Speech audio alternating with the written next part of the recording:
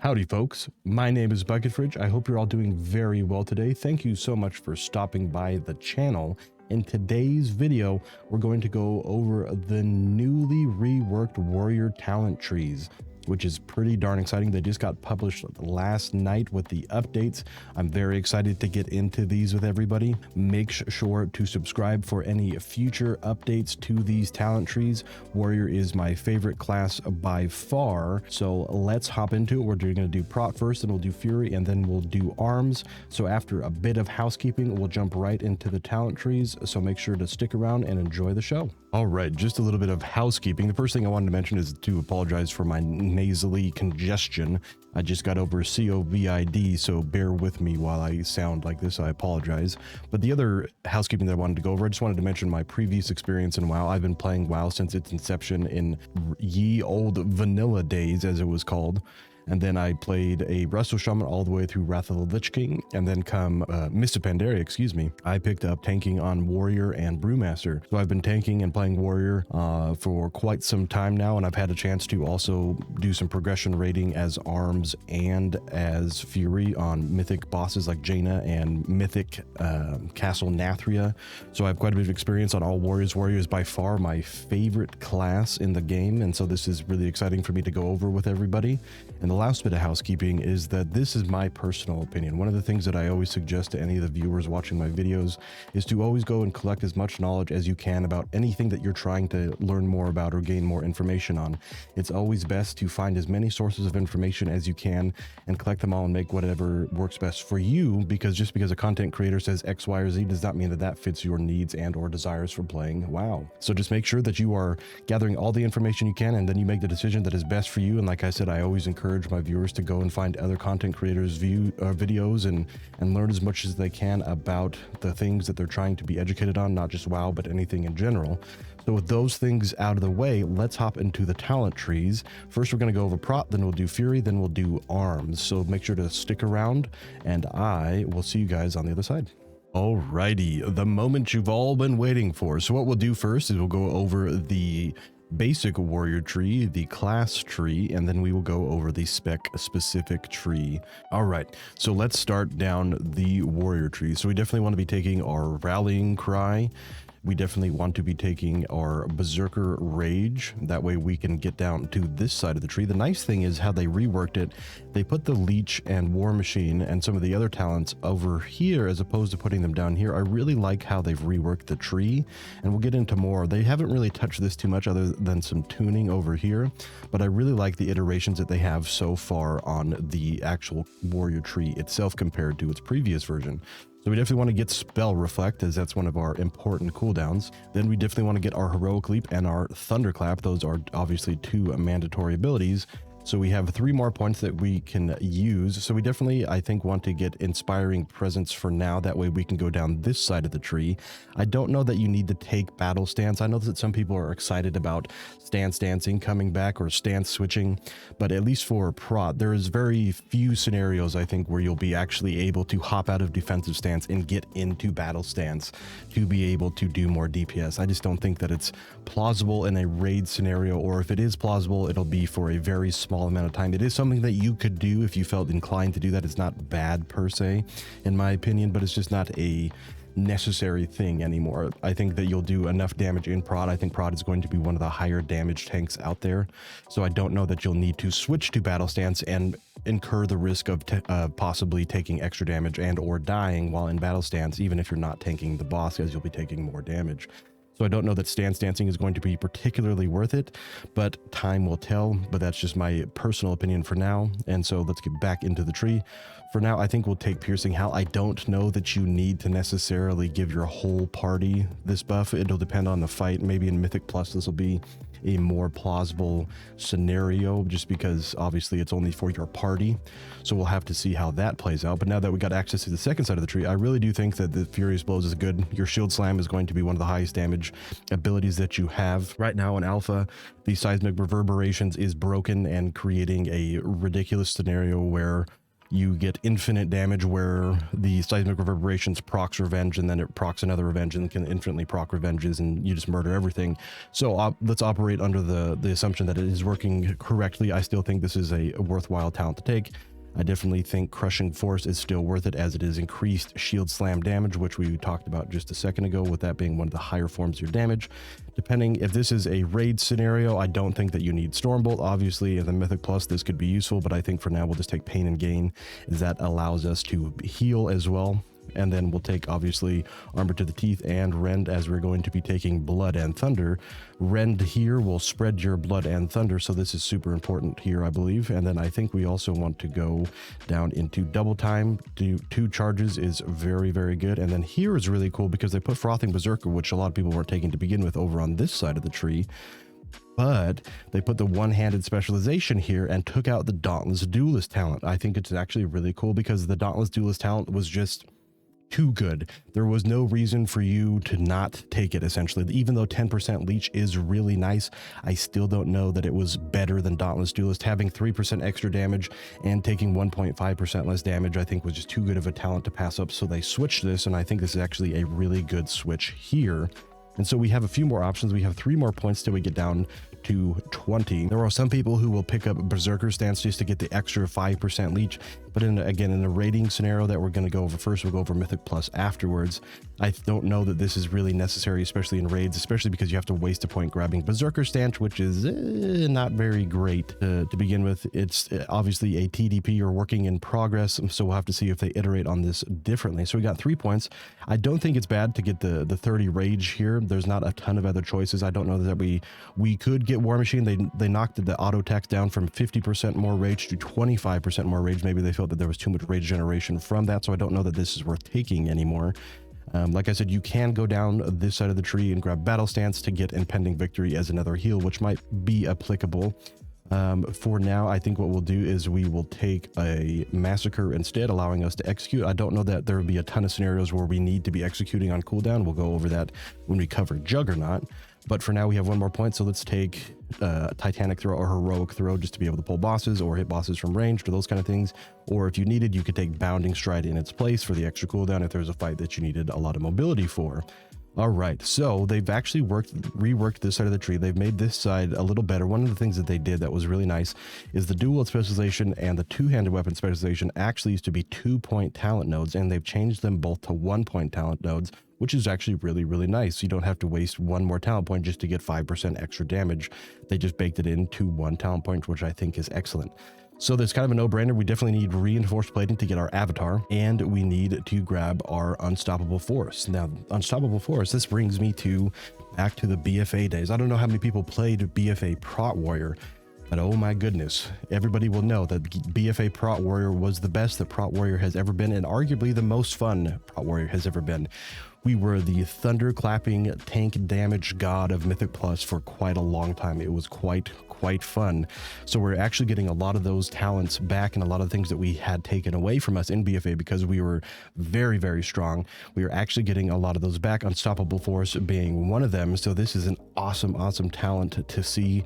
We are going to be returning to a former version of our BFA thunderclapping god self.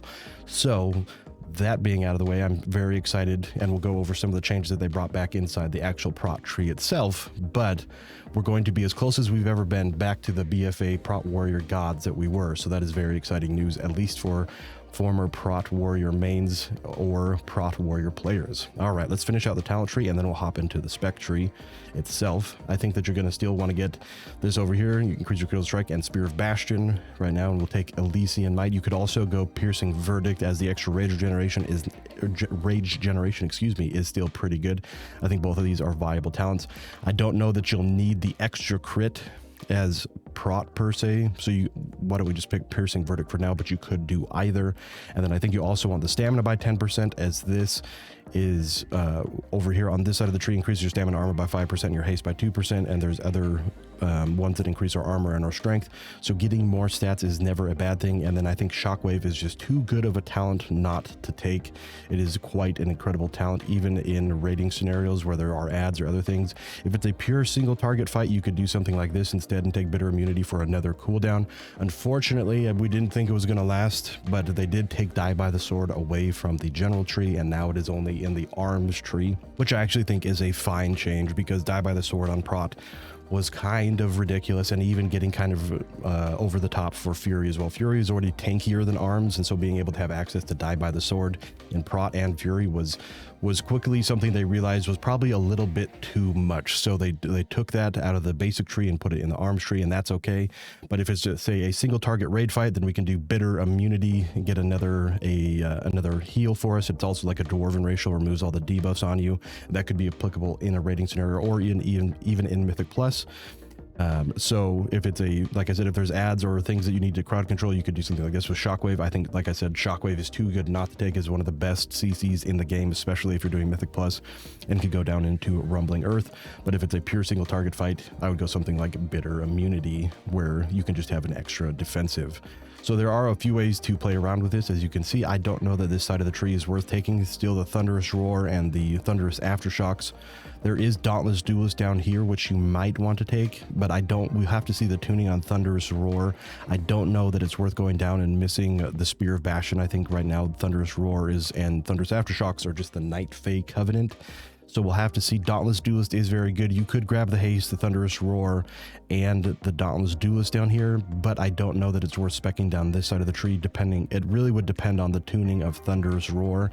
I don't think Thunderous Roar is better than Shockwave or Avatar or Spear of Bastion at this point, but we'll have to see how the tuning works. There's definitely an argument, instead of going down this route over here, that you could go down this route and get Dauntless Duelist instead for the extra DR and a little bit of extra damage. This might be more applicable in a single target raiding scenario, let's say, but I don't know for certain. We'll have to see with the tuning. Dauntless Duelist is incredible talent, but I don't know that it's worth going down this side of the tree yet, because Spear of Bastion is a great utility. If it's a single target fight, you could probably argue that Dauntless Duelist probably is a better talent, but if there's any kind of ads or in Mythic Plus, I would probably still go something like this instead, as this probably will be a better scenario for most fights. But in a raiding scenario where it is pure single target, you could argue that taking Dauntless Duelist is probably a better bet. So with the basic Prot tree out of the way, let's hop into the Spec tree. All right, let's hop into the Prot tree specifically.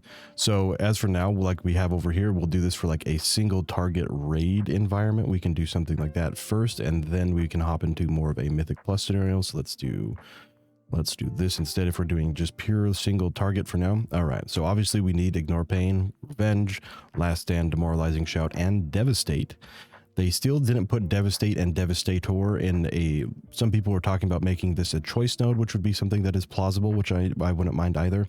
Obviously, Strategist is very good. Devastate, Thunderclap, Revenge, and Execute have a 30% chance to reset Shield Slam. Shield Slam is going to be one of our highest damage abilities, as I mentioned earlier, as we have the Furious Blows over here and Crushing Force, so that's an extra 35% to our Shield Slam, so more Shield Slam damage is always good. Booming Voice is one of the key pieces that we had in BFA. Well, obviously, we still have that talent, but this is one of the pieces that makes the Thunderclap God work. Then we want to take Bracer Impact. Is an incredible ability, gives us more Shield Slam damage, or Shield Slam increases our block value and the damage of the Shield Slam by 9 seconds, or for 9 seconds by 10%. This is an incredible talent. Unfortunately, they still put Fueled by Violence right here to get down to this side of the tree, so unfortunately it's kind of a necessary talent to take, as we definitely do want to be taking Bolster. It is an incredible cooldown, and it grants shield block for its duration, and I think Punish is going to be the default talent here. As you can see, we took Massacre over here, and so you could argue that Juggernaut is a good talent to take with Massacre, but what I think happens in a progression rating scenario first is that you're going to need a lot more rage for active mitigation, especially when you're first tanking or progging on the boss, because of the way that damage works when you're initially progging and you're not yet up to snuff, so to speak, for the item level requirement, and you're fairly squishy. Using Execute and to try to keep up stacks of Juggernaut, I think, will result in your death a lot of the time. Even if you're not tanking the boss, you still want to have some rage left over. That way you can use your active mitigation when it is your turn to tank the boss. I just think that Punish is too good. It's an extra 20% shield slam damage, and it reduces damage that you take by 3%, and multiple punishments may overlap, so it can be up to 6%, 9%. We'll have to see how high it stacks, but this is an incredible DR. Shield Slam is already going to be doing a ton of damage, so this is very, very good. I think Punish is probably still the default choice. Maybe when you get to the fight on farm, you can take Juggernaut, as that will be something where you're more tanky, you have more survivability, you're less reliant on having all of your active mitigation or majority of your active mitigation. So this might be something that you could take later down the road, but for now I think Punish is just too good not to take, especially in a raiding scenario. Then we're going to go into Blood Surge. We want the extra rage. Even in a single target scenario, granting extra rage is still more active mitigation, keeps us alive longer. I think Devastator is the premier talent on this side. I don't think that parry is a bad stat by any means. I think this used to be 2 and then to 4, but they bumped it up from 3 to 6, I believe, or 3%. Excuse me. Even though I think parry is not a bad stat, it's not necessarily Warrior's premier way to mitigate damage. We are a blocking spec, so I don't know that this is necessary, especially since we have these two talents over here that get us down to shield wall. And then I think anger management is also a mandatory pick, just because this is also one of the key ingredients in the BFA Prot Warrior God spec. So we definitely do need that. We definitely want to take the wall. The wall is incredible. Reduces the cooldown of shield wall by 5 seconds per shield slam, and shield slam has a chance to be reset, and all the extra shield slam damage that we have. This is an incredible, this is a legendary that we have currently. I'm really happy to see this back. You could argue Unbreakable Will in a Mythic Plus scenario might be really good for, say, like a Tyrannical week where there's AoE boss damage, but I think in most scenarios you're probably going to be taking the wall instead. We already kind of went over the issue with executing, so sudden death isn't something that you're going to be doing a lot of executing with in Prot specifically. Again, this might be something that you could take later when the boss is on farm, or you have more survivability and you're a little bit more tanky and you're at a sufficient item level. But I think for now, enduring defenses is just better. 2 seconds longer on your shield block, which is our big source of active mitigation, one of our primary active mitigation spells. 2 extra seconds I think is incredible. Then we definitely do want to take Challenging Shout, as we need to get down here to Thunderlord. Thunderlord is also one of the Azurite talents that we had in BFA that made the Thunder Clapping God spec viable. So that's really great to see Thunderlord back. What a incredible ability. You're always going to be essentially getting the 4.5 second cooldown on your Demoralizing Shout, which makes you deal more damage and gives us extra rage. This combo right here is a great thing to see back in the tree. And then I think we're going to go into the fray. I think into the fray, providing the amount of haste that it does, even in single target scenarios, is probably better than heavy repercussions, just because I think that having more haste will probably net you more shield block uptime than just having the heavy repercussions. I think haste is just a better talent in general, or excuse me, into the fray is a better talent in general, as haste is the primary stat that we want to stack. Having more haste means we click more abilities. Clicking more abilities means we have more rage. More rage means we have more damage and more survivability. I think that into fray is just too good, especially early in the expansion when we don't have a lot of stats. Maybe once the expansion goes on and we have some more stats, you'll be able to take heavy repercussions, but I think by default into the fray is just too good to pass up. All right, so that puts us down into the latter half of the tree, which really didn't change too much. It looks like they buffed Shield Charge and Champion's Bulwark a little bit. I still don't know if that'll be worth taking. We'll have to see. I think that you have to take Focus Vigor. This talent is bananas. It's armor and strength by 10% and crit chance by 4, which is crazy. And so for now, for a single target environment, I don't think that we necessarily need a Ravager. We'll talk about Mythic Plus in a minute. I think we're going to take obviously the shield specialization here, increase block chance and block value, meaning we block more damage and have an increased chance to block, which is awesome.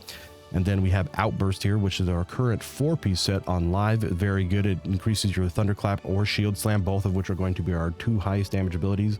Right now in Alpha, Rend is a lot of people's highest source of damage, being spread by Blood and Thunder, but this will really depend on tuning. I doubt they'll leave it as powerful as it is now. But even then, your Shield Slam and Thunderclap are going to be your 2 of your highest damage abilities. So Outburst is very, very good. Then we definitely want to take Indomitable. Indomitable is an incredible talent, probably one of the best ones that Prot Warrior has access to. Pretty good. And then we also want to take Battle Scarred Veteran. The node is actually displaying the right amount of what they meant. So they didn't change it. It says when your health is brought below 35%, you take 75% less damage. On the previous tooltip, it read 100%, but on this one, it reads 75%, and the healing you receive is increased by 100%. So keep in mind, the healing you receive, I believe, is also buffed by your own Indomitable, because you are receiving healing from yourself. So I believe this also would increase your own Indomitable or other forms of regeneration. This isn't a huge amount of healing, but it still will increase that by 100%. So it'll be 30% of your deep wounds, as opposed to just 30%. Even though I don't know that that necessarily makes it viable, it's still something. But the fact that this has only a 60-second cooldown is incredible. Like, this is one of the best DRs in the game, even without Die by the Sword over on this side of the tree anymore. This ability is still incredible. This will save you in so many scenarios. This ability is too good. So we have a few points to play around with here. You could do something like this, Enduring Alacrity, and then picking up something like Shield Charge. Shield Charge is essentially, when you get down into Champion's Bulwark, it is like the current legendary that you're using on Prot right now in Reprisal, but I don't know how the tuning is with this. You could always skip something like Shield Charge and even go up into Unnerving Focus up here, getting extra rage regeneration. Again, in a single target scenario, I don't necessarily know that you'll need to have Ravager. So, for example, if we were doing, say, a boss that had multiple add phases or many adds or a cleave, you could do something like Ravager and then increase the duration. Or in Mythic Plus, I think this would be the way to go down here. Not a lot changes on this side of the tree. If we're talking about Mythic Plus, I think I would do something like this instead. I think I would get Shockwave and Rumbling Earth for a Mythic Plus scenario, or a boss fight that has a lot of adds or needs add management. So this is something more that I would do for, say, a Mythic Plus in scenario. You could even do something like this and put Unnerving Focus up here and just skip this altogether. But I think the haste by 2% is really good, especially since you only need the first point in there to get the 2% haste with Into the Fray. So this giving us a decent amount of haste to make sure that our rotation is smooth and our rage generation is smooth. So I think for, say, a Mythic Plus scenario, as we were just talking about, I would go something like this, or you could even do something like this and take out Rumbling Earth and do Dauntless Duelist still. Even then, I think this is pretty incredible. We'll have to see how Thunderous Aftershocks works with tuning, but we'll have to see. Or in a Mythic Plus scenario, you could still do something like this instead and take Spear of Bastion, and Spear of Bastion is very, very good. You could do something like this. So the nice thing about it so far is that by putting Dauntless Duelist down here, it actually is a lot more enticing to go down this side of the tree, as it was previously really not that enticing. So you could do something with this side of the tree in a multi-target scenario, or even in a single target environment where you don't want to be taking Spear. You could do something like this. So I think the changes that they've made so far, like I said, they really didn't change too much in the Prot tree over here. Everything almost stayed exactly the same in the Prot tree. They did tune the numbers a little bit over here. I still don't know if it'll be worth taking this even in a single target scenario. We'll have to see. They did change this to display correctly as a 75% less damage. This is still incredible and worth taking. So that's pretty much it for the Prot tree. If you guys have any comments or anything that I missed or things that I might be overlooking, please feel free to let me know down in the comments below. I'd be happy to theorycraft with all of you. I love hearing everybody's opinions and ideas. And as I stated earlier, it is wonderful to be able to talk with everybody and learn as much information as we can from one another. So like I said, if I missed anything, please feel free to let me know down below. But with the Prot spec out of the way, let's hop into Fury next. Alrighty, we're hopping into Fury next. So for Fury, I still don't know that Berserker stance is worth it. Even though we get it for free, I still think that you want to be taking Battle stance over the Berserker stance. The nice thing is that we'll get into later how they rework the Prot tree, or excuse me, the Fury tree. We'll get into that later. So for now, we still definitely need to take Rallying Cry. I think that is too good not to take. I don't know that we need to spec down into either one of these, so we can actually go down this side of the tree and go with Fast Footwork, Impending Victory, and then get Honed Reflexes. And then we can also go down this side. I don't know, like I said, I don't know that we'll need these necessarily for, especially if you're not playing Prot, so we can take the Leech, get some War Machines for some extra rage regeneration, and then Furious Blows, giving our Bloodthirst and Slam more damage, which are very, very good, and our Whirlwind as well. Very, very good skill here for Fury. I think we still definitely want to take Crushing Force, increasing the damage of our slam.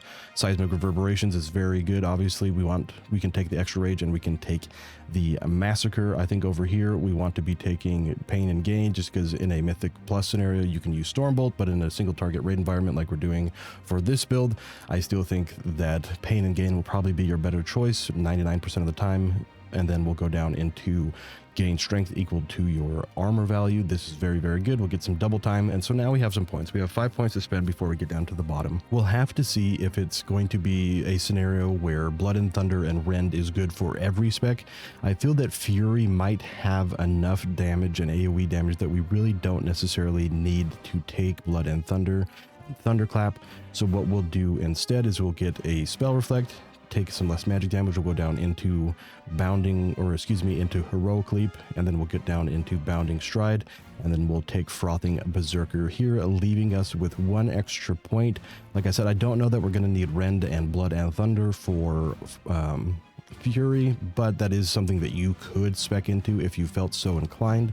So with our 1 extra point, why don't we take Berserker Rage instead?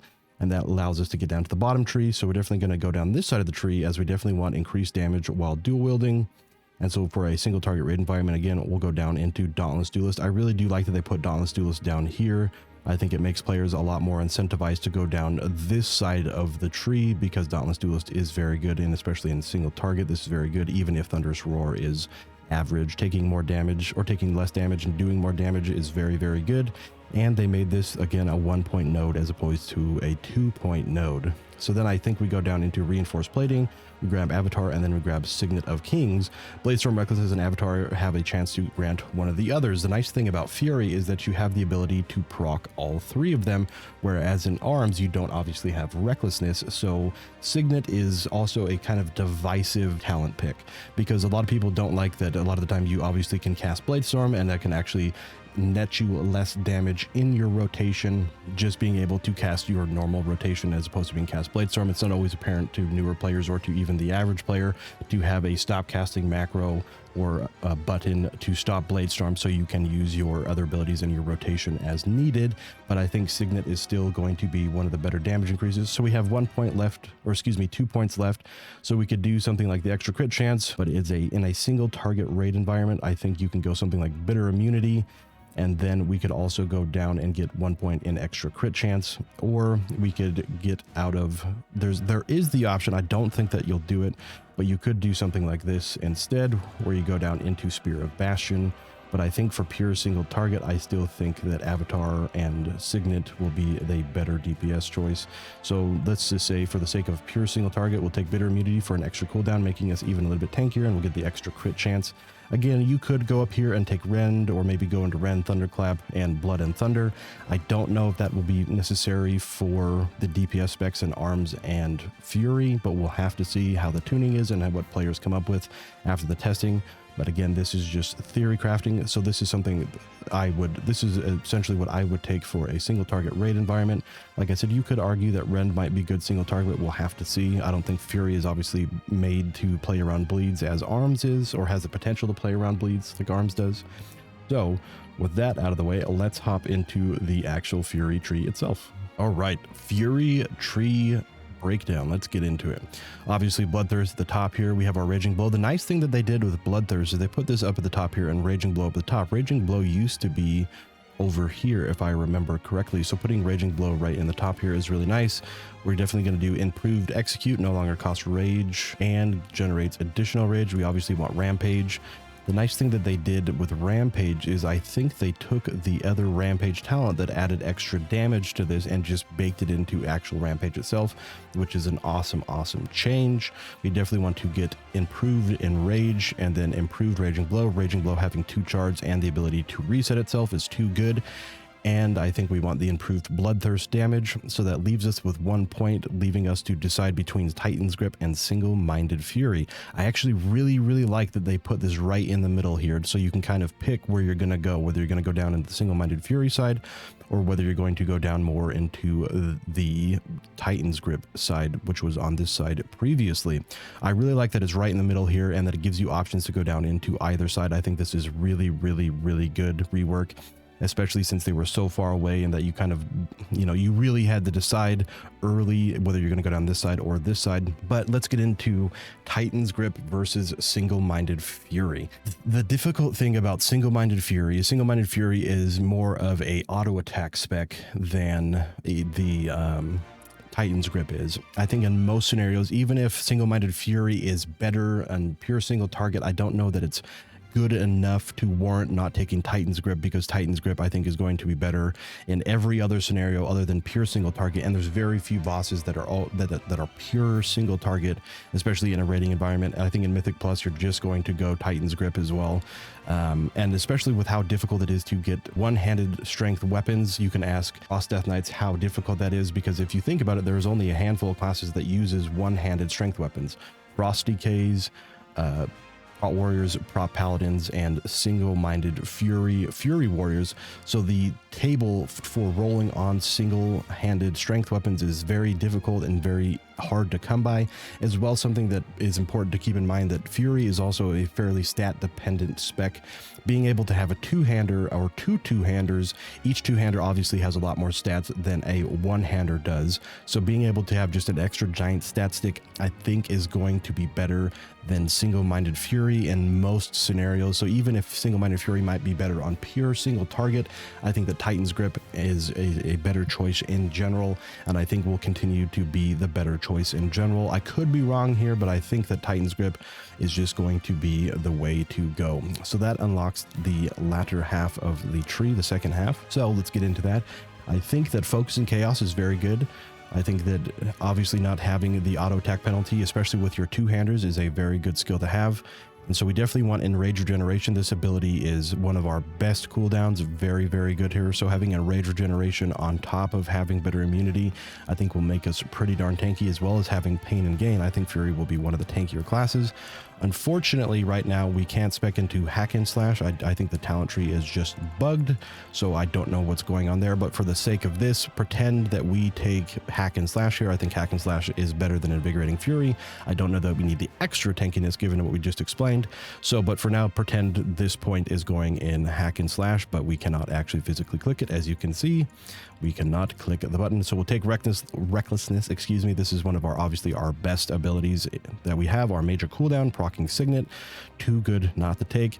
And I think here Raging Blow causes your next strike and Rampage to deal a 10% additional damage, stacking up to 5 times. So 50% extra damage on Rampage is bananas, which is so incredibly good. So we definitely want to take that one. And then I think we also want to take Bloodthirst here, getting the extra rage or enraging when you do hit a target with your Bloodthirst, which is very good, and it has increased chance, 15% increased chance to also proc more enrages. More enrages means we have more haste, do more damage, etc. Get into Rampage quicker. Very good. So we want to go Fresh Meat. And this is the one that I'm really excited about. Cold Steel Hot Blood. For those of you who played Fury and BFA, you will remember Cold Steel Hot Blood as one of the absolute best talents that, or excuse me, Azerite abilities that we had. I think it was the only Azerite ability that Fury stacked 3 of. So having Cold Steel Hot Blood back is incredible. It was such an incredible cooldown, or excuse me, not cooldown, but it's such an incredible extra ability that we had. Your Bloodthirst critical strikes generate 4 additional rage, so we get into our more rampages even quicker because we will have more rage regeneration. And one thing that isn't always talked about is how good Gushing Wounds was. It was another leech ability. So if we have the 5% leech here on top of Cold Steel Hot Blood, and then we'll spec down into Bloodborne to get the extra damage on our Cold Steel Hot Blood, I think this is going to be another source of very high DPS for Fury. I think this ability is too good not to take. This ability is incredible, and like I said, not only is it extra damage, but it adds to our survivability as well. I think this coming back is absolutely the best thing that happened for Fury Warrior. I loved this ability. I'm so happy to see it back, so make sure that you pick this bad boy up. So this is more for the single-handed Fury side. This increases your critical strike chance of your next Bloodthirst stacking up to 5 times. So we can take that so we can proc our Cold Steel Hot Blood. And then this is more of an execute for our Bloodthirst, which you could take, but we'll see. We definitely want to increase the damage of our Raging Blow. Improved Whirlwind, this would be more for a multi-target scenario. So I think we can go over here instead and take Cruelty, while Enrage has the ability to reset its own cooldown, which is awesome. And then Raging Blow gains an additional charge, so we have 3, which is one of our current talents for our 4-piece set in live. It gives us an additional charge, so having that back is very nice. But if it was a multi-target scenario, you could do something like this and go into Improved Whirlwind and then get Meat Cleaver instead. But what we'll do is we'll just take Cruelty and Raging Armaments, and then we have 1 point left to spend. So I don't think that we'll need Pulverize or Onslaught. This has never been tuned very well, so what we'll do instead, how about we go Vicious Contempt, getting a little bit more extra damage on our Bloodthirst, and then we have some choices. So for now, I'll talk about a pure single target scenario still. I still think that you'll go Odin's Fury. Odin's Fury is a very, very good ability. This is from Legion. If you'll remember, this was the Fury Warrior Legion weapon ability. Really cool. 45-second cooldown, big bleed for an AoE ability. Even probably will be pretty good on single target. But Bloodborne, increasing the damage of our Odin's Fury, Thunderous Roar, and of Gushing Wounds from Cold Steel Hot Blood. So like I said, if you'll remember how much damage this actually provided and how much survivability, I really do think it is worth going down into Bloodborne down here to take. We'll have to see if Cadence of Vegeta is worth it. We'll have to see. Increasing the rage is pretty good. I don't know that Sidearm will be worth it. We'll have to see on the tuning on these two, but for now I think we're going to go down into Haste, and then we'll go down into Anger Management. Reckless Abandon is more of a PvP talent. I don't know that you necessarily want to take this in a PvE scenario, because your Raging Blows will actually charge you to the target, and if you're trying to get out and do a little bit of extra damage on the boss while you're trying to get out of the mechanic, charging back into the boss could just cause you to die, which isn't necessarily something we want. Anger Management also helps us have more recklessness uptime. More recklessness uptime means we have more uptime on these bad boys over here. Very, very good. And so here we'll have to see. We'll have to see about the tuning for Skull Banner. So Skull Banner is obviously very good, increasing critical strike damage for your party members by 20%. Very, very good.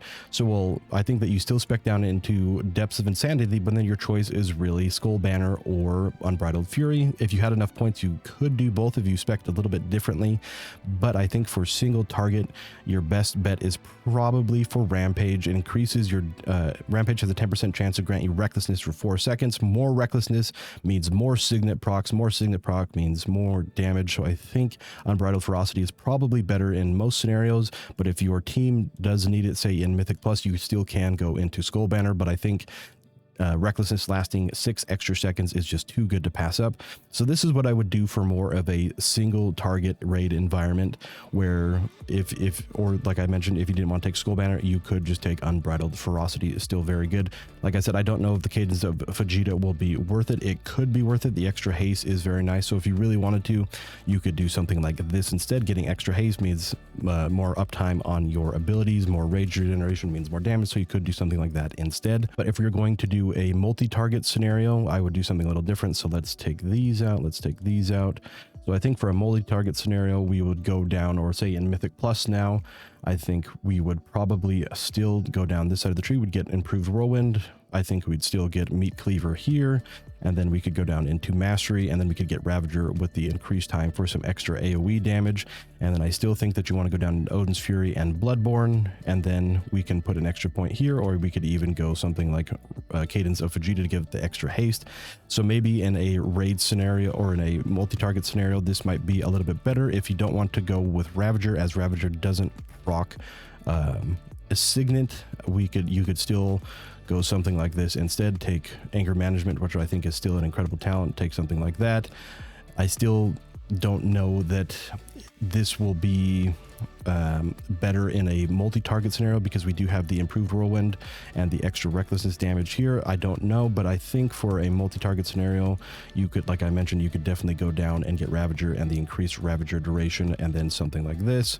So it will really have to depend. Well, it'll really depend on the tuning of Ravager and how much damage it does. It might be just better to go down anger management and get more uptime on bloodthirst, or excuse me, on your recklessness, and using your bloodthirst and your rampaging blows to generate more AoE damage that way, as opposed to taking Ravager. We'll have to do some playtesting, but for a general rule of thumb, I think anger management is a too good of a talent to pass up, with Depths of Insanity being incredibly good as well. So you could do something like this instead. This is an AoE ability with Odin's Fury, and the more targets that you can apply Cold Steel Hot Blood to with your Bloodthirst and your improved Whirlwind, I think will be very good. So this is a very, I really like what they did with the Fury tree. They changed some things around. It is a very nice change of things.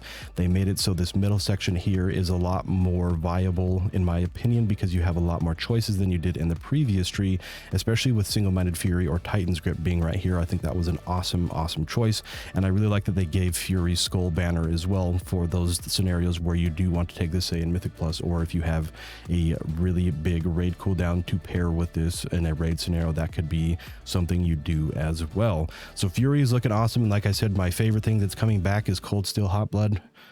Such a good ability. If you don't believe me, go look up any of the Azurite traits from BFA and you will see that all Fury Warriors were taking 3 Cold Steel Hot Blood. I think this ability is too good not to take. And again, I'm really excited to see this back and really excited to see how they reworked this tree. So I'm really happy with Fury. But as far as Fury goes, that's all that we have for Fury. So why don't we hop into arms?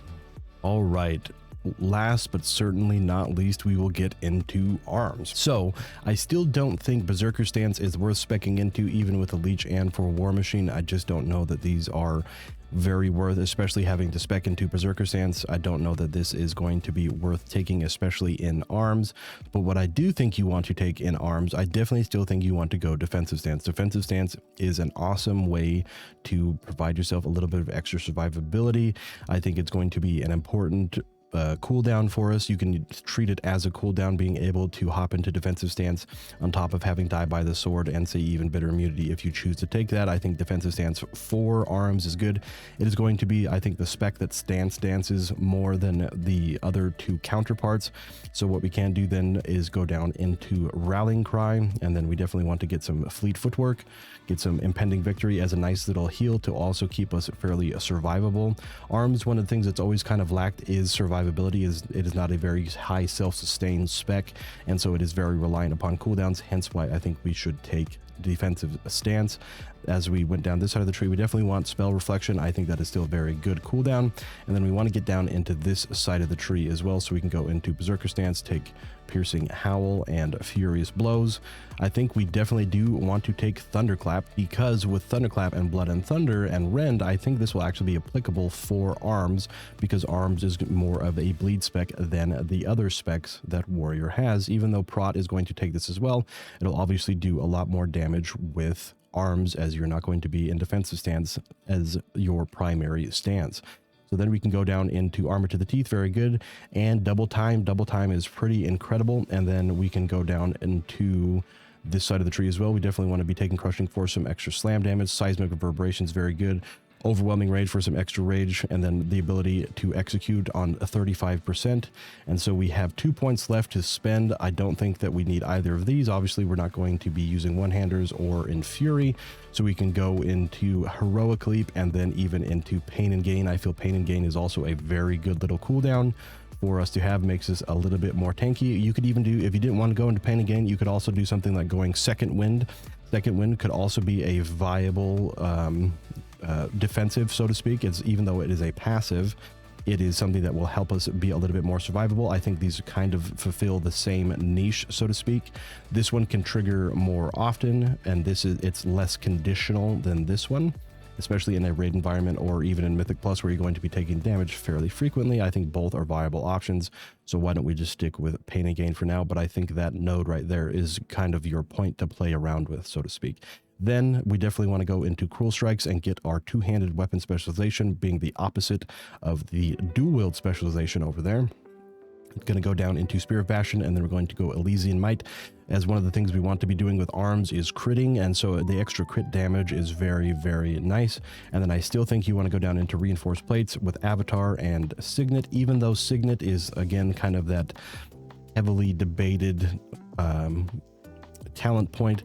I still think it is a significant source of damage, so I definitely think we still want to be taking it. So that leaves us with 2 points to play around with. You could do something like, if you really felt you needed the defensives, you could take Bitter Immunity. It's a dwarf racial, essentially with an extra 20% life increase on a 3-minute cooldown. Nice little defensive as well.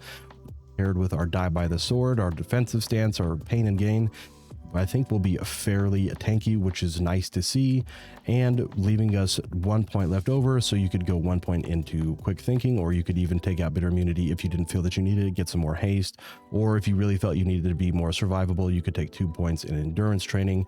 But I think Bitter Immunity is probably just a good extra button to have, and then maybe specking into some additional haste to round out the tree. Or you could also take it out of the haste and go into Second Wind if you needed to feel more tanky or more survivable. You could also go up into Second Wind here, or you could take, instead of Second Wind, you could also take Bounding Stride for a little bit extra mobility.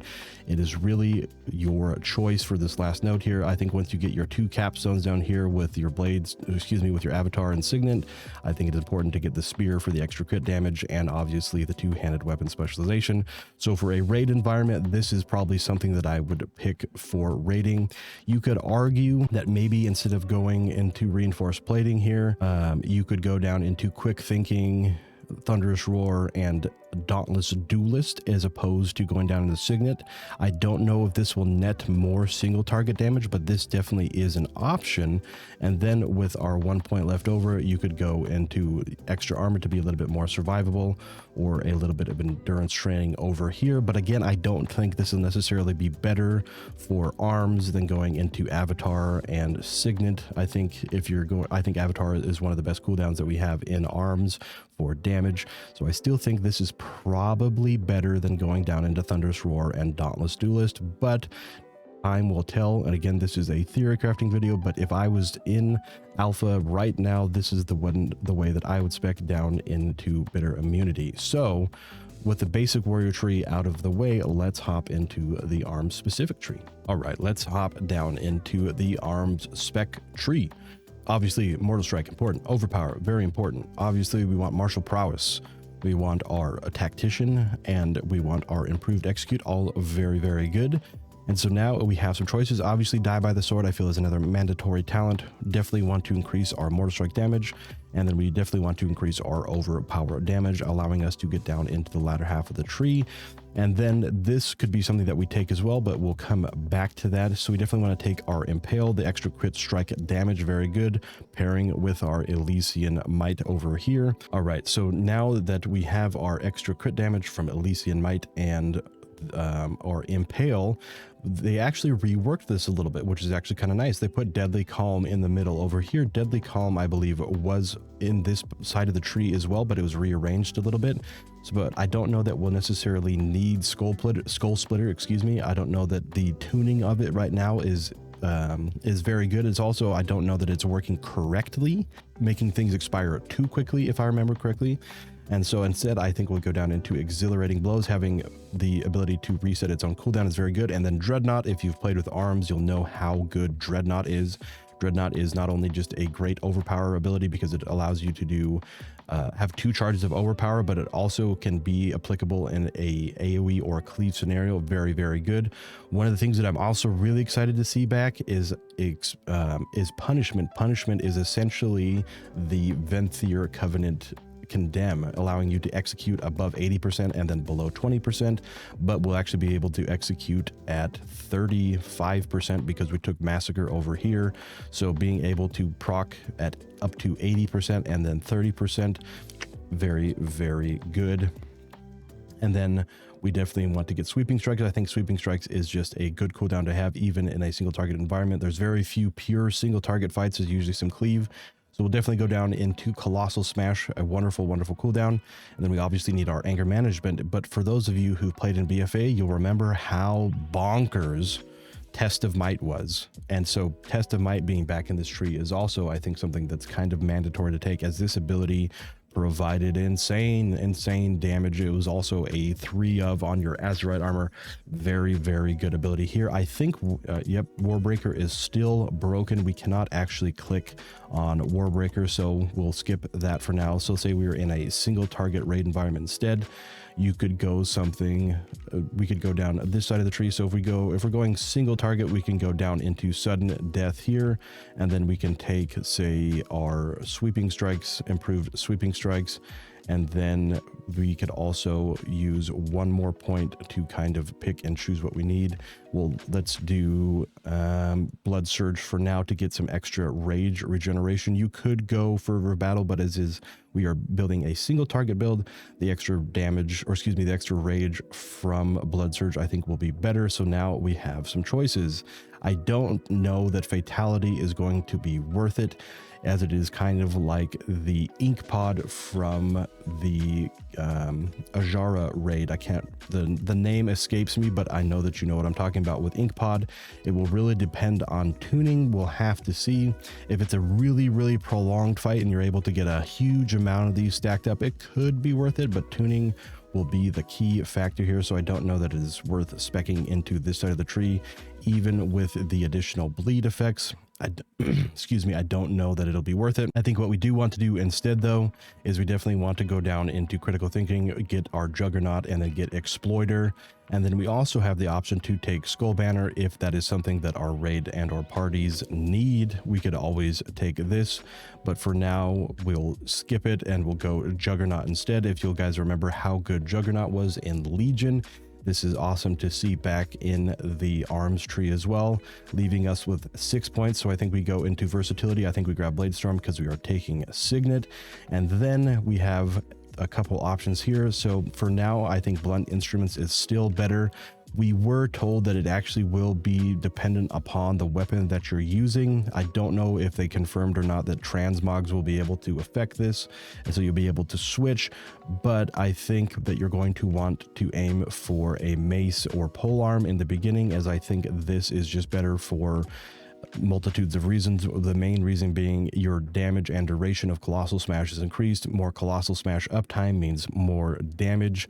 So I think this is better in a scenario where the execute was the thing that you were really worried about. I think that you could go sharpened blades, but I think for the most part Blunt Instruments will be the predominant choice, leaving us with 2 points to either, in a single target scenario, we could get Unhinged, which is a legendary that we have now, and then we could also spec into Skull Banner here, something like that, as I don't think we'll obviously need Bone Grinder for a single target scenario. So if this was a pure single target scenario, this is what I would do personally.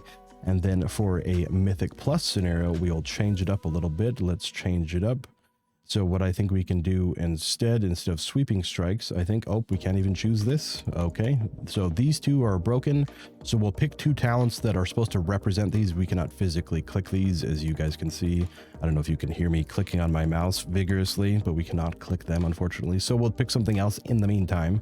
So what we'll do instead, so what you could do is you could also do something fairly interesting and take a Whirlwind here, and that slams a primary target, and then we could also take the Whirlwind, costs 30 rage but has a 14-second cooldown, but it also deals 200% damage. Or you could just take the improved Whirlwind damage. Both are very good. We'll have to see what nets more damage over time, but since we can't pick those right now, let's just go back into, say, collateral damage for now to represent picking something in this tree. And then obviously we want to take Warbreaker on this side, but we obviously cannot, so we'll just pick Sudden Death and pretend that's our Warbreaker. So we'll pick Sudden Death, as we know that represents our Warbreaker, and you could also take Cleave, which is another very good multi-target ability. We obviously want to take our Bladestorm, and I think we could take Merciless Bone Grinder here, and I still think you want to take Blunt Instruments. With the Bladestorm, your Whirlwind and Cleave will do extra damage, as we are taking both the Cleave and the whirlwind here, whether we're taking the Storm of Swords or barbaric training, both will be very good with bone grinder here. Then you could go down into critical thinking and then take Ashen Juggernaut or Skull Banner, depending on what the fight needed. So either is very good. So for a multi-target environment, remember, again, we are taking Warbreaker, but as we cannot actually physically click that, and then we would also be taking one of Storm of Swords or barbaric training. And so this is something that I would do for a single, or excuse me, a Mythic Plus or a enemy scenario like a cleave fight or a ad fight with raiding scenarios. So I would do something like this for a multi-target AoE, a Mythic Plus scenario. Obviously, remember, again, Warbreaker and these two would be selected, but we are not able to actually physically click those in the trees. But I think Arms is actually in a really good spot. I think that we have really good single target damage with Punishment coming back, and we have really good AoE damage, both with Testamite working on AoE scenarios and single target. I love that this came back. Having the ability to not only have Dreadnought, but Colossal Smash and Warbreaker with Bladestorm, Merciless Bone Grinder, I think we have really good AoE damage. And I think we'll go back to being the kings of execute. I know Unholy Death Knight is the king of execute phase right now, but I think with these changes, Arms will go back to being the king of execute phase, and I think we'll actually have really good viability in raids and Mythic Plus, because we'll have really good sustained AoE and we'll have really good sustained single target. So I think Arms is in a absolutely wonderful, fantastic place. I'm very excited to try out all the specs come Dragonflight. Keep in mind, these are all subject to change, as we know from it being an alpha, but I think Arms is in a really good spot. So stick around. We're going to do a general overview and wrap up, and then we'll get to the end of the video. All right, folks, that's going to wrap up the trees and the warrior discussion for today. I really do think that Warrior is an incredible spot. I think all three specs got a lot of love, especially Prot. Prot is the one that I'm the most excited for, especially, like I mentioned earlier, returning to the BFA thunderclapping god that we were. I cannot wait to play all of these specs in Dragonflight. Hopefully we can get some access to alpha soon to start testing all these things to give you guys better information. But I appreciate everybody coming to hang out and watching this video. I hope you found these things helpful and you gathered some good information. I know that anything that I said is also very likely to have been repeated by other people who are also very knowledgeable. As I always mention, make sure to go check out as many videos as you can to gain as much information as you can, so you are well prepared going into Dragonflight to play whatever spec of warrior you're going to play with. So thank you everybody for watching. What we're going to do in the future is we're going to go over more of the tanking trees as well. We're going to cover all the different tanking classes, as well as I'm going to cover Holy Paladin, as that's something I very much enjoy playing, as well as we're going to cover Shaman, as that is my favorite non-tanking spec or class. So make sure to subscribe for those, and hopefully, like I mentioned, we can get into alpha maybe fairly soon, if not get into beta. So make sure to subscribe and stick around for those. Thank you everybody for watching. I really do appreciate it. If you found this helpful, a like would be wonderful, and leave a comment down below if I missed anything that you guys think is important, or that you think is something you could add into addition to this information. I love learning from everybody and theory crafting with everybody. So thank you one and all. Make sure to stay safe, be kind, and I will catch you all in the next one.